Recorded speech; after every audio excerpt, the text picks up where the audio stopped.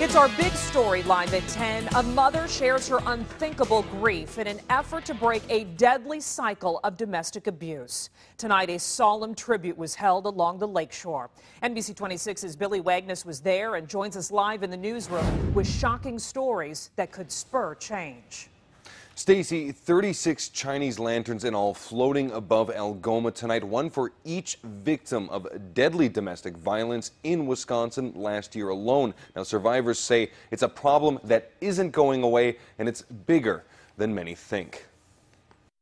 Candles lit along Crescent Beach tonight, honoring each victim of domestic violence the Algoma-based Violence Intervention Project served just last year. That was 116 victims of domestic violence within this county, within this small community.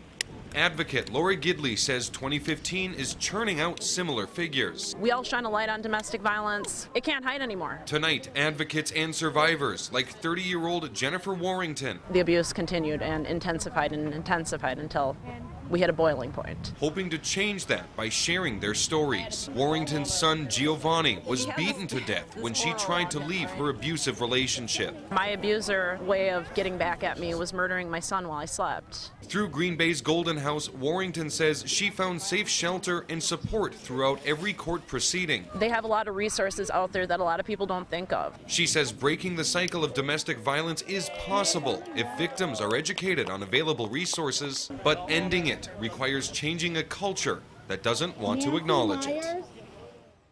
Now, survivors say changing that culture of domestic violence requires more education at a younger age. That's why advocates for the Violence Intervention Project are starting that conversation in Kewaunee County classrooms as early as 4K. Live in the Green Bay newsroom, Billy Wagner, NBC 26.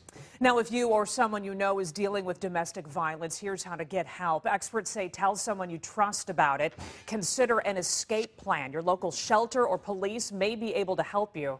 And keep a cell phone handy in case of emergency.